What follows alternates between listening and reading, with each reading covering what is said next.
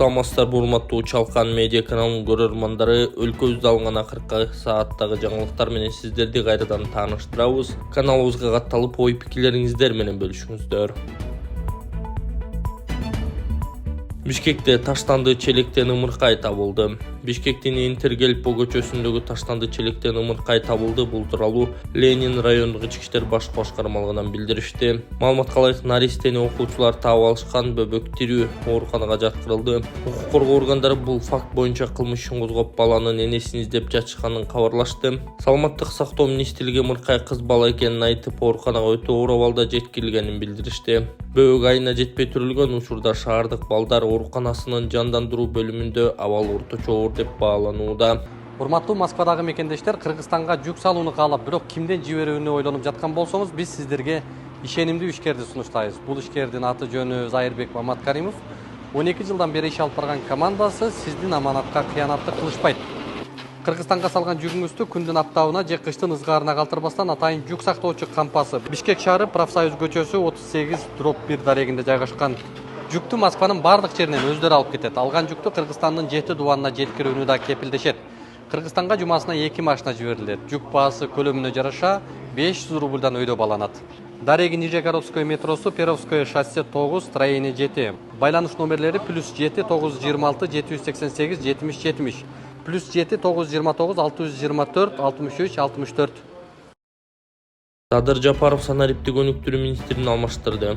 Санариптик өнүктүрүү министри Нурия Кутнаева кызматынан бошотулду. Тиешелүү жарлыкка президент Садыр Жапаров кол койгонун анын маалымат кызматынан кабарлашты. Кутнаеванын башка ишке өткөнү айтылды. Өлкө башчынын дагы бир жарлыгы менен санариптик өнүктүрүү министринин милдетин аткаруучу болуп Азамат Жамангулов дайындалды. Эми анын талапкерлиги жогорку кеңешке макулдашуу үчүн киргизилет. Депутат Малиев Текебаев жетектеген элчиликтин ишин текшерүүнү сунуштады. Парламент депутаты Арсланбек Малиев 29 январдагы сессияда Кыргызстандын Германиядагы элчилигин виза боюнча коррупцияга айыптап, ишин текшерүүнү сунуштады. Элчиликтин кызматкерлери балким элчи баш болуп коррупцияга киришип жатат. 15 ноябрда Германиянын жараны визага кайрылат. Бирок эмнегедир визасын бербейт, кайрадан айласыз 15 январда экинчи жолу акча төлөп жатат. Бул деген опузалап акча талап кылуу, деди ал. Малиев Тышкы иштер министрлигине элчиликтин ишин текшерүүгө тапшырма берүү керек экенин кошумчалады. Тышкы иштер министрлиги Кыргызстандын Германиядагы элчиси Өмүрбек Текебаев же элчилик өкүлдөрү депутаттын айыптоосуна жооп бере элек. Текебаев Кыргызстандын Германиядагы элчиси болуу 2022 жылы февралда дайындалган. Адылбек Касмалиев эл аралык жарандык авиация уюмунун директору менен жолукту. Кыргызстандын авиациялык системасы эл аралык стандарттарга ылайык келери тастыкталды. Бул тууралуу өкмөттөн билдиришти. Маалыматка ылайык, министрлер кабинетинин төрагасы Адылбек Касмалиев эл аралык жарандык авиация уюмунун аймактык директору Николас Рауло менен жолукту. Анда Касмалиев 2023-2024 жылдардагы аудиттин жыйынтыгында Кыргызстандын авиациялык системасы эл аралык стандарттарга ылайык келери боюнча тастыкталганын белгиледи. Биз авиация тармагын Кыргызстанды дүйнөлүк экономикага интеграциялоонун негизги куралы катары карайбыз жана амбициялуу долбоорлорду ишке ашырууга даярбыз. Мисалга Астман Airlines аркылуу эл аралык авиациянын рыногуна чыгууга умтулабыз, деди министрлер кабинетинин төрагасы. Ал эми Николас Рауло жакын арада Кыргызстандын жарандык авиация мамлекеттик агенттиги менен кызматташуу боюнча бир катар документтерге кол коеру пландалып жатканын кошумчалады. Москва районунда жетекчи пара менен кармалды. Москва райондук агрардык өнүктүрүү башкармалыгынын башчысы пара алып жаткан жеринен кармалды. Бул тууралуу Улуттук коопсуздук мамлекеттик комитетинен билдиришти. УКМК тарабынан коррупциялык багыттагы кылмыштарды аныктоо, алдын алуу жана бөгөт коюу боюнча жүргүзүлүп жаткан иштердин алкагында Москва райондук агрардык өнүктүрүү башкармалыгынын башчысы кармалды. Ал айыл чарба жерлерин кайра бөлүштүрүү мамлекеттик фондунун жерлерин берүү боюнча мекемелер аралык комиссиянын төрагасы болуу менен комиссиянын айрым мүчөлөрү жана үйрөнчүлүк, асыл тукум чарбаларынын өкүлдөрү менен биргеликте акча каражаттарын жана башка материалдык жыргалчылыктарды мыйзамсыз алуу боюнча туруктуу коррупциялык схеманы жөнгө салгандыгы аныкталган. Акча каражаттарын алгандан кийин аталган жетекчи айрым чарбалардын таламдарын, алардын документтери мыйзамдар талаптарына ылайык келбегенине карабастан ыңгайлаштырып алган. Шектүү Кыргыз Республикасынын жазык процесстик кодексинин 96 жана 97 беренелерине ылайык улуттук коопсуздук кызматынын убактылуу кармоочу жайына камалды. Улуттук коопсуздук кызматы улуттук онкология борборунун дарыгери камалганын билдирди. Саламаттык сактоо министрлигине караштуу улуттук онкология жана гематология борборунун дарыгери бейтаптардан системалуу түрдө акча алып турган деп шектелүүдө. Бул тууралуу улуттук коопсуздук боюнча мамлекеттик комитет кабарлады. Мекеменин маалыматына караганда, алынган каражаттар акы төлөнүүчү кызмат көрсөтүүлөр реестрине катталбай, бейтаптарга квитанциялар берилген эмес. Атайын кызмат козголгон кылмыш ишин алкагында 28 январында аталган борбордун 37 жаштагы СМП аттуу дарыгери кармалганын, шектүү бейтаптардан 2000 сомдон 20 000 сомго чейин акча алып келгенин билдирди. Дарыгердин кабинетин тинтүү учурунда 119 000 сом жана 100 АКШ доллары табылып алынган. УКМК өзүнүн маалыматына бул бейтаптардан алынган акча экенин белгилеген. Шектүү атайын кызматтын убактылуу тергөө абагына киргизилди. Саламаттык сактоо министрлигине караштуу аталган борбордун кызматкерлеринин арасынан кылмышка тиешеси бар башка адамдарды аныктоо боюнча тергөө ыкчам иш-чаралары уланып жатканы айтылган. УКМКга дарыгерлердин акча алуу фактысы боюнча бейтаптар кайрылышкан. Саламаттык сактоо министрлиги жана дарыгердин адвокаты жакындары комментарий берилек. Декабрдын башында улуттук онкология жана гематология борборунун жетекчиси болуп Нурбек Букуев тайындалган. Мекеменин мурдагы жетекчиси Бактыгүл Султангазиеванын дарегине жогорку кеңештин бир катар депутаттары сын пикир айтышкан. Депутат Айсулуу Мамашева аны онкология дартына чалдыккан бейтаптарды жеке клиникасына барып дарыланууга мажбурлайт деп айыптаган. Депутаттардын дооматтарына Бактыгүл Султангазиева комментарий берген эмес. Досум, сен Ембанк номерин айтып өтүп кетсең башында да. 51 менен 19 14 400 Алимов Дастанбек А деп чыгат. Урматтуу бир туугандар, азыркы учурда Ош областына караштуу Раван районунда ушул Дастанбек деген досубуз сколиоз оорусунун 4-степени менен ооруп калыптыр. Ушул чет жакка барып операциясы үчүн 45 000 доллар керек экен. 100 000 деген миллиондогон адамдар көрөсүздөр. Ушул жигитке кайдыгер карабастан өзүнүн эм банкына перевод кылып кетсеңиздер, аябай жакшы болот эле. Ушул жигит дагы операция болулат эле туугандар, Алланын ыраазычылыгы үчүн. Буга чейин дагы билесиздер, аябай көп жардамдарды кылып келгенсиздер. Бул жигитке дагы эч качан жолдо калтырбай жардам бересиздер деген ниеттемин туугандар. Ассаламу алейкум. Мен бул оору менен балалык кезден бери ооруп келем. Бул эми аракет кылып баштадым буюрса.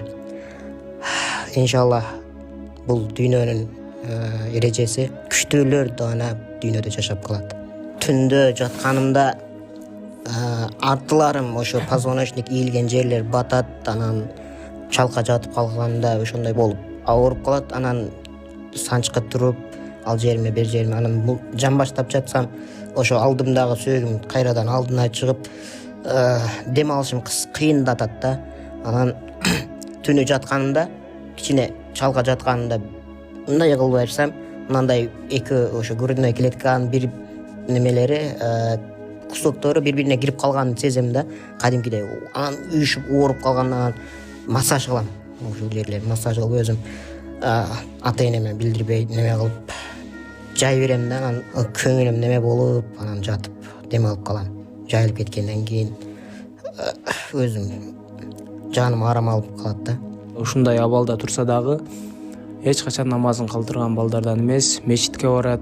Ушул досума кайдыгер карабастан эм банкына жана ошондой эле единица катары деле салып койсоңуздар болот. Өзүнүн эм банк номерине да перевод кылып, ушул операция болуп кетүүсү үчүн себепчи болуп калыңыздар. Эл өкүлү Акаев блогер Жолболдуеванын билдирүүсүн текшерүүнү талап кылды. Жогорку Кеңештин 29 январдагы жыйынында депутат Жанар Акаев блогер Батмакан Жолдубаеванын милициянын убактылуу кармоочу жайында зомбулук көрдүм деген билдирүүсүн күч органдары текшерип, факты аныкталса катаал чара көрүшүн талап кылды. Батма Жолдубаеванын айткандары боюнча чоң реакция болуп, коомчулукка айтылышы керек болчу. Эгер айтканы аныкталбаса, андай болгон эмес деп билдиргиле. Адамга жасалгыс мамиле ал айтып жатат. Ошол дорукталгандан кийин өзүн өлтүрөм деп колунун бир канча жерин тилип жибериптир. Колунда издери турат. Эми ушундай мамиле болбошу керек. Муну катуу айыпташыбыз керек. Түрмөлөрдө аялдарга мындай мамиле болбошу үчүн катуу жаза колдонушуңар керек. Бул өтүнч эмес, бул талап, деди Акаев. Укук коргоо органдары Акаевдин билдирүүсү боюнча жооп берелек. Блогер Батмакан Жолдубаев Facebook'тагы баракчасы аркылуу 2024 жылдын 25 декабрындагы түз эфирде видео кайрылуу жасап, 2022 жыл Баткен райондук милициясынын убактылуу кармоочу жайында кармалган учурда зордук, зомбулук көргөнүн айтып чыккан. Ал абакта олтурганда түрдүү кысымга кабылганын, жакындар алып келген тамак ашты, кийим кечени алып коюшканын да билдирген. Ички иштер министрлиги Батмакан Жолдубаеванын милициянын убактылуу кармоочу жайына кармалып турганда зордук, зомбулук көргөнүн айтканына байланыштуу билдирүү таратып, блогер буга чейинки соттук отурумдарда зордуктоо жөнүндө айтпаганын белгилеп, анын соңку сөздөрүн коомчулуктун көңүлүн өзүнө бурдуруу аракети катары сыпаттаган. 35 жаштагы Жолболдуева Баткендеги ашкана дүкөндөрүнүн тазалыгын, товарлардын мөөнөтүн текшерген видеолорду жарыялаган блогер. Ал 2022 марттта камалып, ошол эле жылдын 19 августунда үй камагына чыккан. Баткен милициясы аймактагы журналист Арзгүл Галымбетованын өлүмү боюнча кылмыш жаза кодексинин этиятсыздыктан өлүмгө алып келүү, жеке жашоонун кол тийбестигин бузуу, документтерди жасалмалоо жана бейбаштык беренелер менен кылмыш ишин козгогон. 2023 жылдын май айында Баткен облустук соту Жолболдуеваны 2 берене этиятсыздыктан өлүмгө алып келүү жана жеке жашоонун кол тийбестигин бузуу боюнча актаган. Эң баштык беренеси боюнча күнөөлүү деп табылып 50 000 сом айыппулга жыгылган. Документтерди жасалмалоо беренеси менен 2 жылга эркинен ажыратылып, жаза өтөөдөн бошотуу менен 1 жылга пробациялык көзөмөл белгиленген. Бул өкүмдөн кийин жогорку сот күчүндө калтырганын Батмакан Жолдубаеванын мурдагы адвокаты Назгүл Сүйүнбаева Азаттыкка билдирди. Өзгөчө кырдаалдар министрлиги билдирүү таратты. 30 январынан 1 февралына чейин күтүлүп жаткан жаан-чачынга байланыштуу өлкөнүн тоолуу райондорунда кар көчкү чүйүүсү күтүлүүдө. Өзгөчө кырдаалдар министрлигинен билдиришкендей, Каракол Эңилчек унаа жолунун 45-50-74-90 чакырымдарындагы Чоң Ашу ашуусуна, Мырзаке Караколжо Алайкы унаа жолунун 60-110 чакырымдарында кар көчкү чүйүүсү жана кар күткүсү күтүлөт. Жолдор тайгак болуп муз тоңот. Унаалардын ортосундагы 500 метр аралык кыймыл чектелиши зарыл. Кыргызстанда Туркиядагы сезондук иштерге каттоо башталды. Талаптары: жарандарды чет өлкөдө ишке орноштуруу борбору Кыргызстандын жарандарын Туркиядагы туризм тармагында иштөө үчүн каттоо башталганын жарыялады. Бул тууралуу Эмгек министрлиги билдирди. Маалыматка караганда, мейманканаларда официант, ашпозчу, тазалык кызматкери болуп 18 жаштан 45 жашка чейинки жарандар иштеп келсе болот. Айлык акы $700-800 түзөт. Жалпы 500 иш орун каралган. Калоочулар шилтеме аркылуу онлайн каттала алат. Талапкерлер үчүн талаптар 18-ден 45 жашка чейинки Кыргызстандын жарандары 2026 жылга чейинки жалпы жарандык паспортунун болушу, каттоо үчүн талаптар: толук аты жөнү, сүрөт жана паспорт номери, ак фондо жүзүңүздүн жана тулкуу боюңуздун сүрөтүн жүктөө, электрондук дарек, байланыш номер, кошумча суроолорго жооп берүү. Баарлашуу 30 январь күнү саат 12:00 Бишкек шаары Байтик Баатыр көчөсү 34-1 дарегинде жайгашкан Сити мейманканасында өтөт. Катталган талапкерлер түрк иш берүүчүлөрүнүн өкүлдөрү тарабынан тандалат.